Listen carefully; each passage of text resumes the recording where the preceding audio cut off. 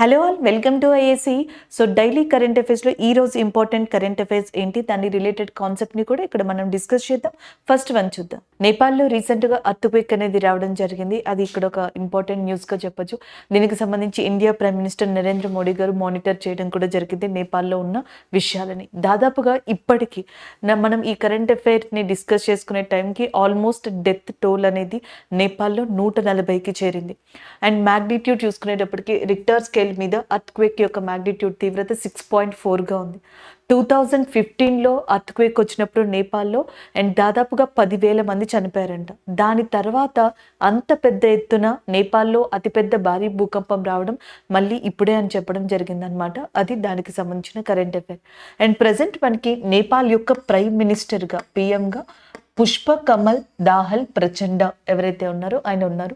మీకు పూర్తి పేరు గుర్తుపెట్టుకోవడం కష్టమైతే అండ్ నేపాల్ పీడీపీ అని కూడా గుర్తుపెట్టుకోవచ్చు. పీడీపీ పుష్ప కమల్ దాహల్ ప్రచండ. సో అట్లా ఓవరాల్గా షార్ట్కట్లో గుర్తుపెట్టుకోండి. అండ్ నెక్స్ట్ వన్ చూడండి, మనకి నేపాల్ వివిధ సందర్భాల్లో 2023లో కరెంట్ అఫైర్స్లో ఉంది. ఒకసారి చిటావన్ నేషనల్ పార్క్ అనమాట.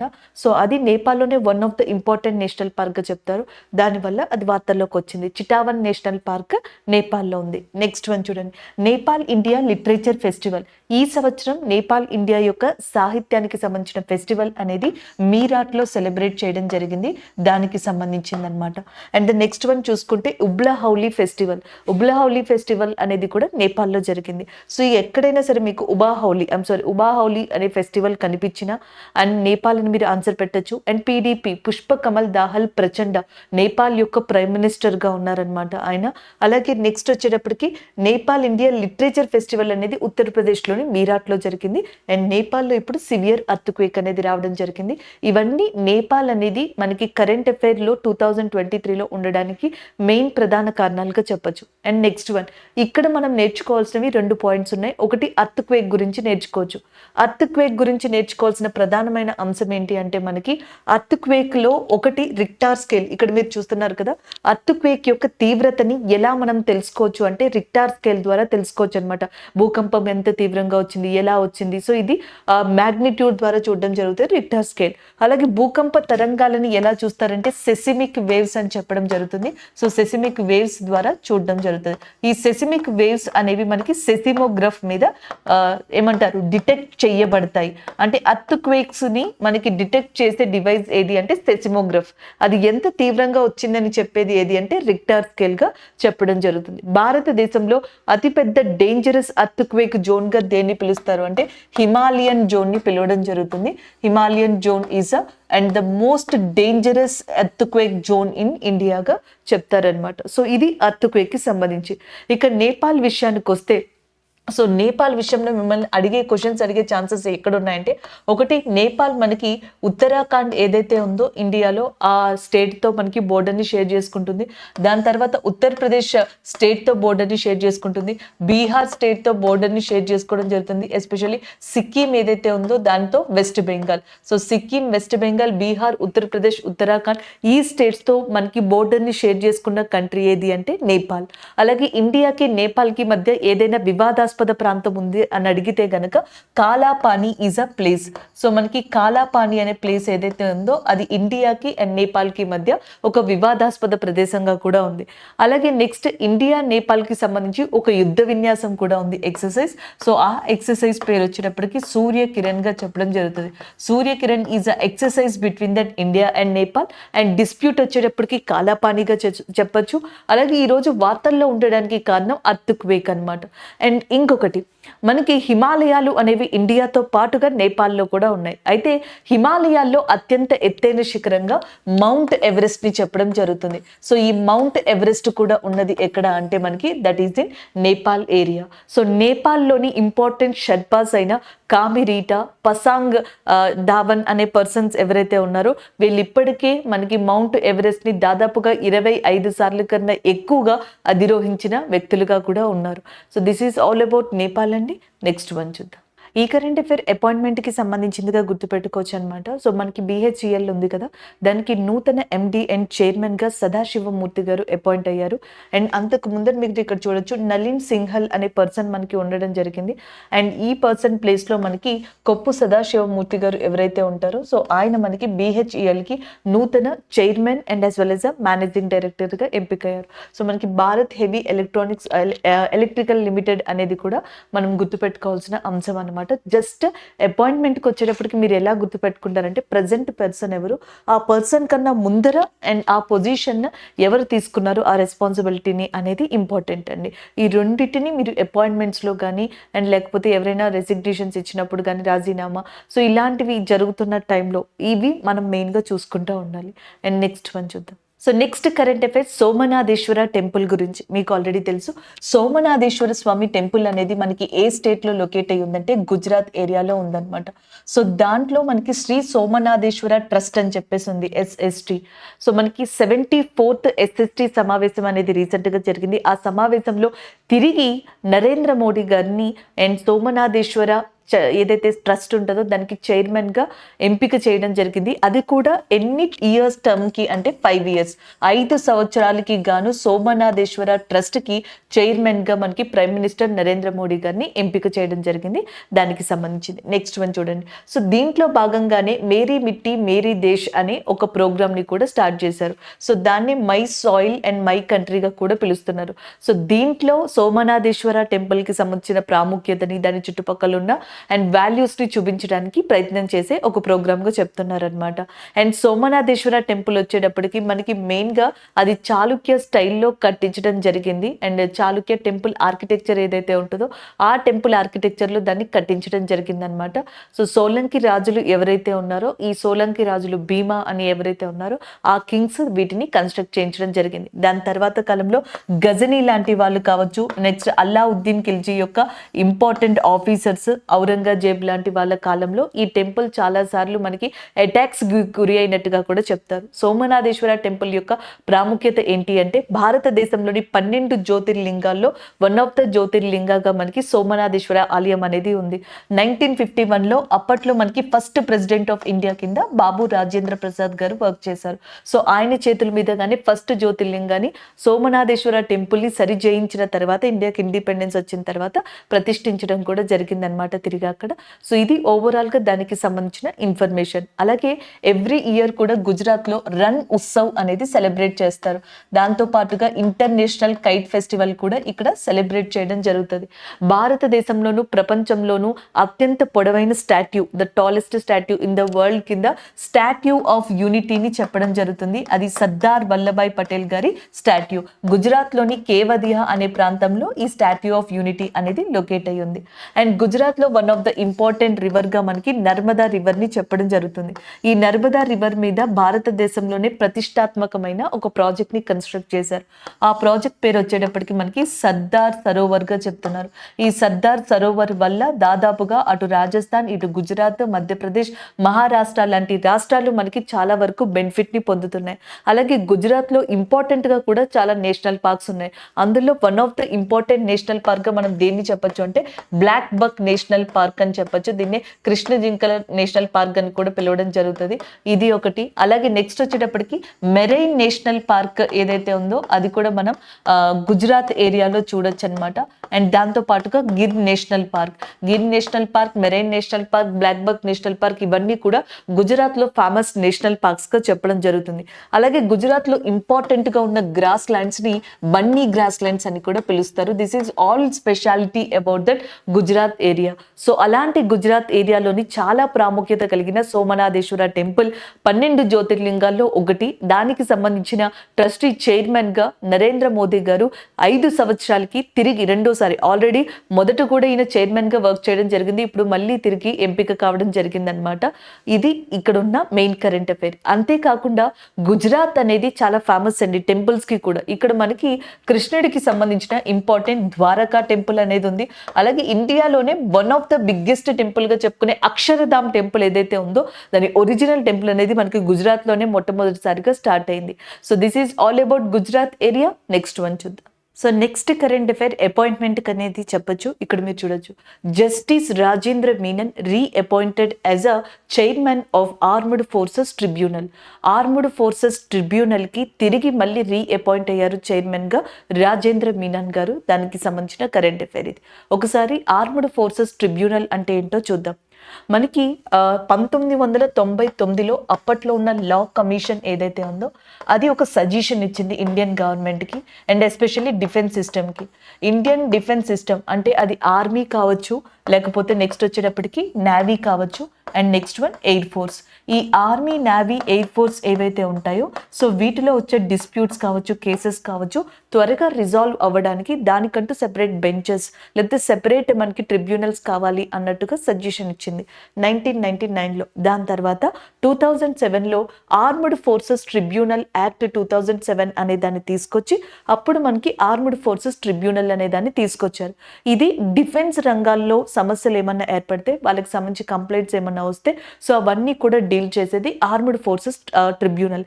దానికి తిరిగి మళ్ళీ రీఅపాయింట్ అయ్యారు చైర్మన్ గా రాజేంద్ర మీనన్ గారు.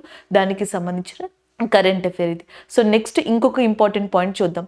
Indian army act 1950, Indian air force act 1950, అలాగే ఇండియన్ నేవీ యాక్ట్ 1957 ప్రకారం ఏవైతే వీళ్ళకి సంబంధించిన డిస్ప్యూట్స్ కావచ్చు, లేకపోతే ప్రాబ్లమ్స్ కానీ ఉంటాయో అవన్నీ కూడా ఈ ట్రిబ్యునల్ ఏదైతే ఉందో అది సాల్వ్ చేస్తుంది. సో ఈ ట్రిబ్యునల్లో అట్లీస్ట్ మనకి ఖచ్చితంగా ఒక జ్యుడిషియరీకి సంబంధించిన మెంబర్, ఒక అడ్మినిస్ట్రేటివ్ మెంబర్ ఉంటారు. పరిపాలనా పరమైన సభ్యులు అలాగే న్యాయపరమైన సభ్యులు కూడా ఉండడం జరుగుతుంది. సో ఇక్కడ జ్యుడిషియరీ మెంబర్గా ఎవరు ఉంటారంటే mostly retired judges of high court. So భారతదేశంలోని హైకోర్ట్స్కి సంబంధించిన ఎవరైతే రిటైర్డ్ జడ్జెస్ ఉంటారో సో వాళ్ళు ఉంటారు. ఇక్కడ ఆర్మ్డ్ ఫోర్సెస్లో ఎవరైతే అంటే ఆర్మీ, నేవీ, ఎయిర్ ఫోర్స్లో ఎవరైతే వర్క్ చేసి రిటైర్ అయ్యారో అది కూడా హైయెస్ట్ పదవుల్లో సో అలాంటి పర్సన్స్ మనకి ఇక్కడ మెంబర్స్గా ఉంటారు అనమాట. వీళ్ళతో ఒక ట్రిబ్యునల్ని ఏర్పరిచి ఈ చట్టాల ప్రకారం వాళ్ళకి ఏమన్నా ప్రాబ్లమ్స్ వస్తే వాటిని సొల్యూషన్కి తీసుకొస్తారు. అలాంటి దానికి చైర్పర్సన్ గా రాజేంద్ర మీనన్ గారిని అపాయింట్ చేయడం జరిగింది. And the next one, general గా దీనికి సంబంధించిన మెయిన్ బెంచ్ అనేది అంటే మెయిన్ ట్రిబ్యునల్ ఢిల్లీలో ఉంది. అది కాకుండా మనకి మిగతా ప్రాంతాల్లో కూడా ట్రిబ్యునల్స్ ని ఏర్పాటు చేశారు. For example Jaipur in Rajasthan, Jammu Kashmir in Srinagar, Chandigarh, ఉత్తరప్రదేశ్లో లక్నో అండ్ వెస్ట్ బెంగాల్లోని కలకత్తా, మహారాష్ట్రలోని ముంబై, అస్సాంలోని గౌహతి, కేరళలోని Cochin and as well as మధ్యప్రదేశ్లోని జబల్పూర్. సో ఈ ప్రాంతాల్లో కూడా ఈ ట్రిబ్యునల్ కి సంబంధించిన బెంచెస్ ఉన్నాయన్నమాట. ఇవి ఓవరాల్ గా ఈ కరెంట్ అఫైర్ కి సంబంధించిన ఇంపార్టెంట్ అంశం. అలాగే మీకు ఆల్రెడీ తెలుసు ఇండియన్ ఆర్మీ డేని ఏటా కూడా ప్రతి సంవత్సరం జాన్ 15th నిర్వహించడం జరుగుతుంది. అలాగే ఇండియన్ నేవీ డే వచ్చేటప్పటికి డిసెంబర్ 4th నిర్వహిస్తారు. ఇండియన్ ఎయిర్ ఫోర్స్ డే వచ్చేటప్పటికి మనకి అక్టోబర్ 8th నిర్వహించడం జరుగుతుంది. ఇవి చాలా ఇంపార్టెంట్ అండి. అండ్ ద నెక్స్ట్ వన్ కనుక చూసుకుంటే ప్రజెంట్ మనకి సిడిఎస్ అనే దానికి చీఫ్ గా అనిల్ చౌహాన్ గారు ఉన్నారు. లెఫ్టినెంట్ అనిల్ చౌహాన్ గారు ప్రజెంట్ మనకి సిడిఎస్ కి చీఫ్ గా ఉండడం జరిగింది. అలాగే ఇండియన్ ఆర్మీ చీఫ్ గా మనకి మెయిన్ గా ఉన్న పర్సన్ ఎవరు అంటే మనోజ్ పాండే గారు. మనోజ్ పాండే ఇండియన్ ఆర్మీకి సంబంధించిన చీఫ్ గా ఉన్నారు. సిడిఎస్ కి అనిల్ చౌహాన్ గారు ఉండడం జరిగింది అనమాట. This is all about this current affair అండి. నెక్స్ట్ వన్ చూద్దాం. సో నెక్స్ట్ కరెంట్ అఫైర్ అనేది చూడొచ్చు మనం, international day for biosphere reserves. So November 3rd అనే దాన్ని ఇక మీదట ప్రతి సంవత్సరం కూడా ప్రపంచ అంతర్జాతీయ బయోస్పియర్ రిజర్వ్స్ దినోత్సవంగా జరుపుకుంటారు. సో దీనికి సంబంధించిన ఇంపార్టెన్స్ అనేది చూద్దాం. బట్ మీరు డే గుర్తుపెట్టుకోండి, November 3rd is celebrated as a international day for biosphere reserve. And next theme చూడండి, ఇట్స్ అబౌట్ లైఫ్. సో మనకి బయోస్పియర్ యొక్క థీమ్ వచ్చేటప్పటికి ఇట్స్ అబౌట్ లైఫ్గా ఉంది. అండ్ November 3rd దీన్ని సెలబ్రేట్ చేస్తారు. 2022లో యునెస్కోకి సంబంధించిన 41st జనరల్ కాన్ఫరెన్స్ జరిగినప్పుడు ప్రపంచంలోని బయోస్పియర్ రిజర్వ్స్ యొక్క ప్రాముఖ్యతని తెలిపేందుకు, ఇంపార్టెన్స్ని తెలిపేందుకు సో అప్పుడు నిర్ణయించుకున్నారు ఒక బయోస్పియర్ రిజర్వ్ డే రావాలి అని. 2023లో దాన్ని స్టార్ట్ చేశారనమాట. ఇంకా ఏటా కూడా November 3rd international day for biosphere reserves అనేది జరుగుతుంది. సో ఇది డే అండ్ ఇది థీమ్ ఎప్పుడు స్టార్ట్ అయ్యింది అనడానికి మెయిన్ పాయింట్ వచ్చేటప్పటికి ఇక్కడ ఉంది. అలాగే యునెస్కో ఉంది చూసారా, దీని యొక్క హెడ్ క్వార్టర్స్ వచ్చేటప్పటికి ప్యారిస్లో లొకేట్ అయి ఉంది. అండ్ నెక్స్ట్ వన్, ఇండియా విషయానికి వచ్చేటప్పటికి ఇండియాలో 60,000 స్క్వేర్ కిలోమీటర్స్ ప్రాంతంలో 18 బయోస్పియర్లు మనకి లొకేట్ అయి ఉన్నాయి. 18 biospheres are there in India and with the area of 60,000 square kilometres. ఇది ఇండియా యొక్క పొజిషన్ అనమాట. And the next one, UNESCO ఏం చేసింది అంటే ప్రపంచంలో ఉన్న బయోస్పియర్స్ అన్నిటినీ మనకి రికగ్నైజ్ చేసి, అంటే ఇంపార్టెంట్ బయోస్పియర్స్ని రికగ్నైజ్ చేసి వాటిని ప్రొటెక్ట్ చేయడం కోసం ఇది ఒక ప్రాజెక్ట్ని స్టార్ట్ చేసింది. ఆ ప్రాజెక్ట్నే మ్యాప్ అని చెప్పేసి పిలుస్తారు. మ్యాప్ అంటే అర్థం man and biosphere. This MAB refers to man and బయోస్పియర్గా చెప్తారనమాట. ఈ మ్యాప్ కిందే యునెస్కో దాదాపుగా ప్రపంచంలో 738 బయోస్పియర్స్ని గుర్తించింది. ఇది వరల్డ్లో ఉన్న total biospheres UNESCO map project కింద గుర్తించినవి. దాదాపుగా 134 కంట్రీస్లో 134 దేశాల్లో మనకి ఈ బయోస్పియర్స్ని గుర్తించడం జరిగింది. అందులో టాప్ పొజిషన్లో స్పెయిన్, దాని తర్వాత రష్యా అండ్ మెక్సికో లాంటి కంట్రీలు ఎక్కువగా ఉన్నాయి. ఇవి బయోస్పియర్స్ని ఎక్కువ కలిగి ఉన్నాయి అన్నమాట. అండ్ నెక్స్ట్ ఇవి బయోస్పియర్స్కి సంబంధించిన ఇంపార్టెంట్ ఇన్ఫర్మేషన్. అయితే బయోస్పియర్లో మీరు స్టాట్ క్వశ్చన్స్ని ఎక్స్పెక్ట్ చేయొచ్చు, అలాగే కాన్సెప్చువల్ క్వశ్చన్స్ని కూడా ఎక్స్పెక్ట్ చేయొచ్చు. బయోస్పియర్లో కాన్సెప్చువల్ క్వశ్చన్కి మీరు గుర్తుపెట్టుకోవాల్సిన ఒకే ఒక్క పదం సిబిటీగా చెప్తాం. సిబిటీ అంటే C refers to core and B refers to buffer and T refers to the transaction జోన్గా చెప్పడం జరుగుతుంది.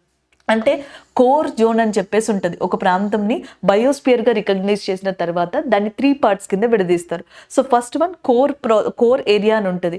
ఇక్కడికి హ్యూమన్స్ ఎవరు వెళ్ళకూడదు అనమాట. కంప్లీట్లీ రిస్ట్రిక్టెడ్ ఏరియా అండ్ యానిమల్స్కి ఏరియా మొత్తాన్ని వదిలేస్తారు. అది కోర్ జోన్ అంటాం.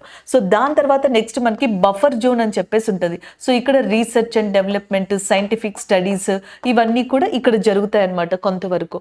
And the next one transaction zone అంటాం. అంటే బయోస్పియర్ని ఆనుకొని హ్యూమన్ యాక్టివిటీస్ జరిగే ప్రదేశాలు అనమాట. వీటిని ట్రాన్సాక్షన్ జోన్స్ అని చెప్పేసి అంటాం. Core zone, buffer zone, transaction zone, ఇలా బయోస్పియర్స్ ని కాన్సెప్చువల్ వైజ్ గా విడదీయడం జరుగుతుంది. అయితే ఇండియాలో 18 బయోస్పియర్స్ ఉన్నాయని అన్నాం కదా. The first biosphere is nothing but Nilgiri. So ఈ నీలగిరి బయోస్పియర్ మెయిన్ గా మనకి ఏ స్టేట్ లో ఉందంటే తమిళనాడు. కానీ ఈ నీలగిరి బయోస్పియర్ గాని ప్రాంతం గాని కేరళ, కర్ణాటక ప్రాంతాలతో పాటుగా కూడా ఆ ఏరియాస్ ని షేర్ చేసుకుంటుంది. బట్ మోస్ట్లీ లొకేటెడ్ ఇన్ తమిళనాడుగా చెప్తారు. ఇన్ఫాక్ట్ మ్యాన్ అండ్ బయోస్పియర్ కింద రికగ్నైజ్ చేసిన ఫస్ట్ బయోస్పియర్ కూడా ఏది అంటే దట్ ఈస్ అ నీలగిరిగా చెప్పడం జరుగుతుంది. ఆంధ్రప్రదేశ్లో ఉన్న ఒకే ఒక్క బయోస్పియర్ ఏది అంటే మనకి శేషాచలం ఉంది చూసారా, అది ఆంధ్రప్రదేశ్లో ఉన్న ఒకే ఒక్క బయోస్పియర్. తెలంగాణలో బయోస్పియర్స్ లేవు. There is no biospheres in తెలంగాణగా చెప్తాం. అలాగే అతిపెద్ద మెరైన్ బయోస్పియర్ గా మనకి గల్ఫ్ ఆఫ్ మన్నార్ అనే దాన్ని చెప్తాం. ఈ గల్ఫ్ ఆఫ్ మన్నార్ కూడా మనకి తమిళనాడులోనే లొకేట్ అయి ఉంది. సో ఇలాగా ఇండియాలో చాలా పాపులర్ బయోస్పియర్స్ ఉన్నాయి. Nanda Devi in Uttarakhand, cold desert in Himachal Pradesh and Kanchenjunga in Sikkim, Manas in that Assam area, Dibru Saikhowa, ఇలాగ ఇంపార్టెంట్ బయోస్పియర్స్ చాలానే మనకి 18 వరకు ఇండియాలో లొకేట్ అయి ఉన్నాయి. అయితే తెలంగాణలో ఎలా అయితే మనం బయోస్పియర్ లేదు ఇండియాలో అని చెప్తున్నామో, ప్రపంచంలో కొన్ని కంట్రీస్లో ఇప్పటికీ కూడా బయోస్పియర్స్ లేవు.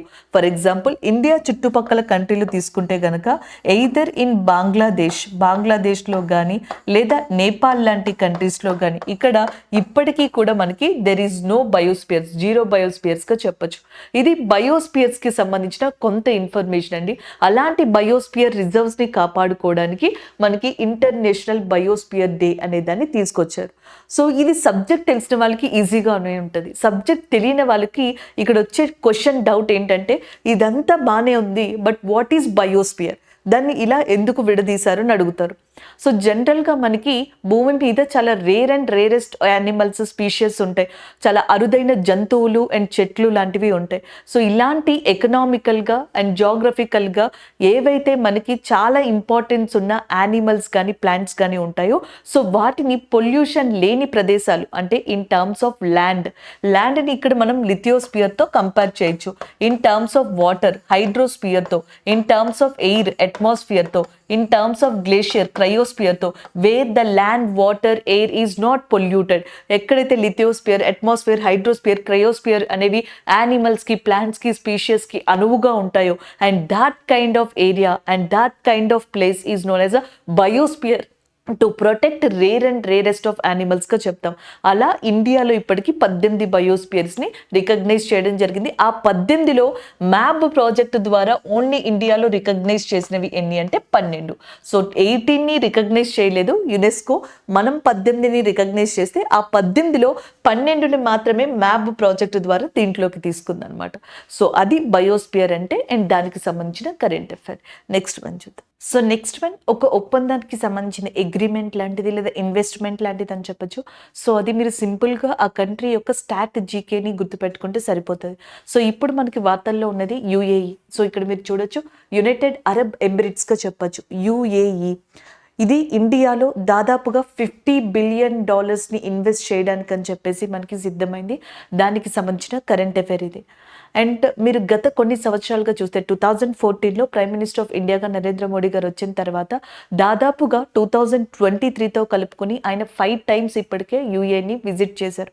సో దాని తర్వాత ఎప్పటి నుంచో కూడా UAE and as well as India తమ మధ్యనున్న ద్వైపాక్షిక సంబంధాలు బైలేటరల్ రిలేషన్స్ ఏవైతే ఉన్నాయో అవి స్ట్రాంగ్ చేసుకోవడానికి అని చెప్పేసి చాలా వరకు కూడా మనకి కృషి చేస్తున్నాయి. ఈ నేపథ్యంలో అవి ఏవైతే ట్రై చేస్తున్నాయో ఈ నేపథ్యంలో యూఏఈ భారతదేశంలో $50 బిలియన్ ఇన్వెస్ట్మెంట్ అనేది ఒక కీలక రాయిగా మారనుంది. ఒక కీ రోల్ని ప్లే చేయనుంది అనమాట. ఇందులో మనకి నాన్ ఆయిల్ బైలేటరల్ ట్రేడ్ కావచ్చు, ఇతర అంశాలని కూడా మనకి ఇవ్వడం జరిగింది.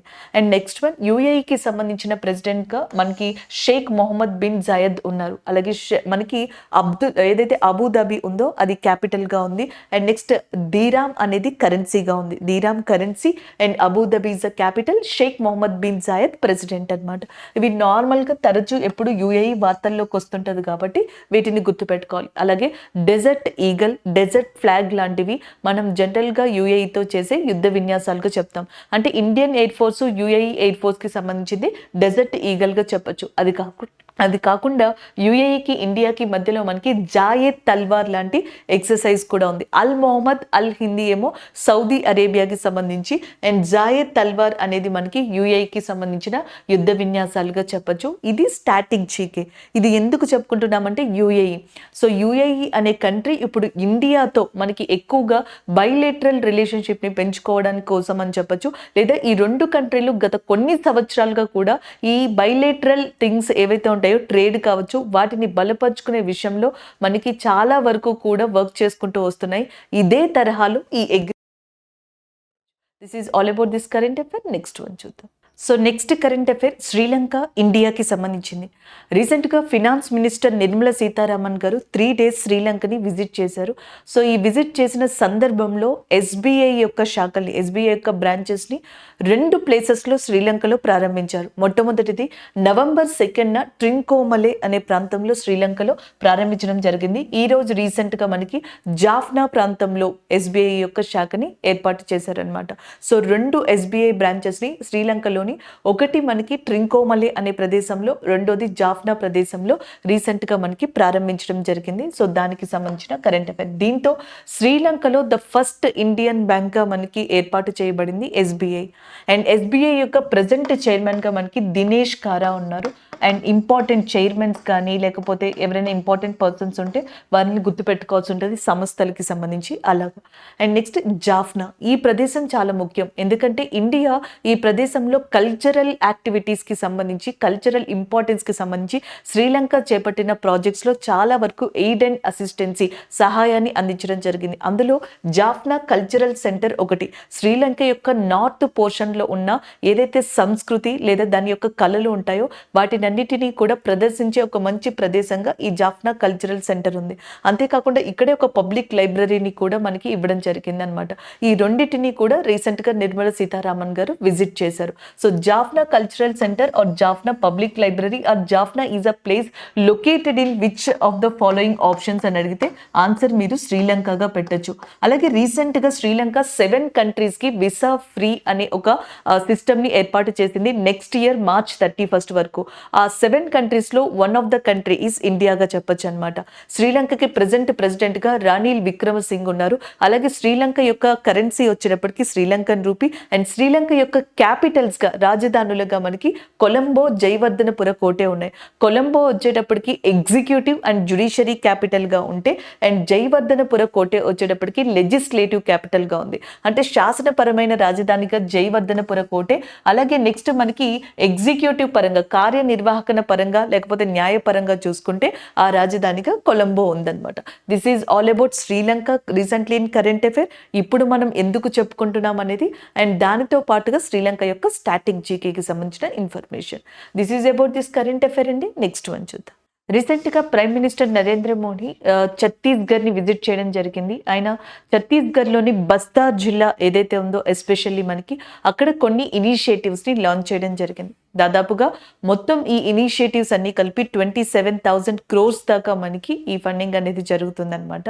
అయితే దానికి సంబంధించిన ఇంపార్టెంట్ ఇన్ఫర్మేషన్ ఏంటి అనేది ఒకసారి ఇక్కడ చూద్దాం. మీకు ఆల్రెడీ తెలుసు ఛత్తీస్‌గఢ్‌లోని బస్తార్ జిల్లా అనేది ఒకప్పుడు ఎక్కువగా నక్సల్ ప్రభావిత ప్రాంతం. అండ్ దాన్ని పక్కన పెడితే ఇంకొకటి భారతదేశంలో అత్యధికమైన ఖనిజాలు అంటే మినరల్స్ అంటాం కదా, ఆ మినరల్స్ ఉన్న వాటిల్లో and one of the important ప్లేస్గా కూడా మనకి ఈ ఛత్తీస్గఢ్ అండ్ బస్తార్ ఏరియా లాంటి వాటిని చెప్పొచ్చు. ఎస్పెషల్లీ స్టీల్ అంటాం చూసారా, ఉక్కు, అలాంటివి ఎక్కువగా ప్రొడ్యూస్ చేయడంలో వన్ ఆఫ్ ద స్టేట్గా మనకి ఛత్తీస్గఢ్ని చెప్పొచ్చు. అండ్ ఇలాంటి ఛత్తీస్గఢ్లోని బస్తార్లో నరేంద్ర మోదీ గారు రీసెంట్గా ఏం చేశారంటే మనకి నగర్నార్ అనే ప్రదేశంలో ఒక ఎన్ఎండిసి ప్లాంట్ని ఎస్టాబ్లిష్ చేశారనమాట, అంటే లాంచ్ చేశారు. ఎన్ఎండిసి అంటే నేషనల్ మినరల్ డెవలప్మెంట్ కార్పొరేషన్గా చెప్పొచ్చు అనమాట. సో దాన్ని మనకి లాంచ్ చేయడం జరిగింది. ఇది ఒకటి. నెక్స్ట్ వన్ కనుక చూసుకున్నట్టయితే ఒక పాయింట్ని మెన్షన్ చేశారు. ఏమని? 2014తో కంపేర్ చేసుకుంటే సో ఇప్పుడు గనక రైల్వే బడ్జెట్లో ఛత్తీస్గఢ్కి ఎలొకేట్ చేసే మనీ 20 టైమ్స్ ఎక్కువ అంట. అంటే 2014 నుంచి ఎలొకేట్ చేసుకునే మనీ గనక చూసుకున్నట్టయితే ఛత్తీస్గఢ్లో రైల్వే వ్యవస్థని బాగుపరచడానికి అది 20 టైమ్స్ ఇప్పుడు ఎక్కువ పడుతున్నాము అన్నట్టుగా కూడా చెప్పారు. ఇది ఏ పాయింట్ మీద చెప్పారు అంటే ఇండియాలో మనకి రీసెంట్గా ఒక 2-3 మంత్స్ ముందర ఆగస్టులో అండ్ అమృత భారత్ స్టేషన్ యోజన అనే ఒక ప్రోగ్రామ్ స్టార్ట్ అయింది. ఈ ఇయరే స్టార్ట్ అయిందండి. అమృత్ భారత్ స్టేషన్ యోజన భారతదేశంలోని రైల్వే స్టేషన్స్ ఉంటాయి కదా, సో వాటిని మనకి రీమోడల్ చేయడానికి, మోడర్నైజేషన్లోకి తీసుకురావడానికి, టెక్నాలజీని దానికి అందివ్వడానికి స్టార్ట్ చేశారనమాట. దీని కింద జనరల్గా చాలా వరకు ఇప్పటివరకు ఇంప్లిమెంట్ చేశారు. అయితే ఛత్తీస్గఢ్ రీసెంట్గా ఏంటంటే 100% ఎలక్ట్రిఫికేషన్ ఆఫ్ రైల్వే ట్రాక్స్ని సాధించింది. మనకి ఛత్తీస్గఢ్లోని రైల్వే ట్రాక్స్ అన్ని కూడా 100% ఎలక్ట్రిఫికేషన్ అయిపోయినాయి అనమాట. సో ఈ పాయింట్ని మనకి హైలైట్ చేస్తూ దానికి కారణంగా మేబీ ఇది అయి ఉంటుందన్న ఉద్దేశంతో ఆయన ఈ పాయింట్ని కూడా మెన్షన్ చేయడం జరిగింది. దాంతో పాటుగా తారోకి రైల్వే లైన్ అనేది కూడా మనకి ప్రారంభించారు. దీనికంటూ ఒక ప్రత్యేకత ఉందన్నమాట. ఇండియాకి ఇండిపెండెన్స్ వచ్చినప్పటి నుంచి ఇప్పటిదాకా ఈ ఏరియాలో మనకి రైల్వే లైన్స్ అనేవి లేవు. సో ఇప్పుడు మనకి రైల్వే లైన్ వేశారు. దీనివల్ల ఛత్తీస్గఢ్ యొక్క క్యాపిటల్ ఏదైతే ఉందో రాయ్పూర్, సో దానికి ఈజీగా మనకి యాక్సెస్ దొరుకుతుంది అనమాట. ఈ ప్రాంతంలో వాళ్ళకి ఆ లైన్ని ప్రారంభించారు. అండ్ డెమో ట్రైన్స్తో, అంటే డీజిల్ ఎలక్ట్రిఫైడ్ మల్టిపుల్ యూనిట్ ట్రైన్స్గా దాన్ని చెప్తున్నారనమాట. అది డెమో ట్రైన్స్గా చెప్తాం. ఇవన్నీ కూడా మనకి ఆయన ఛత్తీస్గఢ్ని విజిట్ చేసిన సందర్భంగా వచ్చిన ఇంపార్టెంట్ పాయింట్స్గా చెప్పొచ్చు. అండ్ ఛత్తీస్గఢ్ యొక్క చీఫ్ మినిస్టర్గా భూపేష్ బఘేల్ ఉన్నారు. ఛత్తీస్గఢ్ యొక్క మనకి గవర్నర్గా విశ్వభూషణ్ హరిచందన్ గారు ఉన్నారు. This is all about Chhattisgarh information అండి. అండ్ నెక్స్ట్ వన్ చూద్దాం.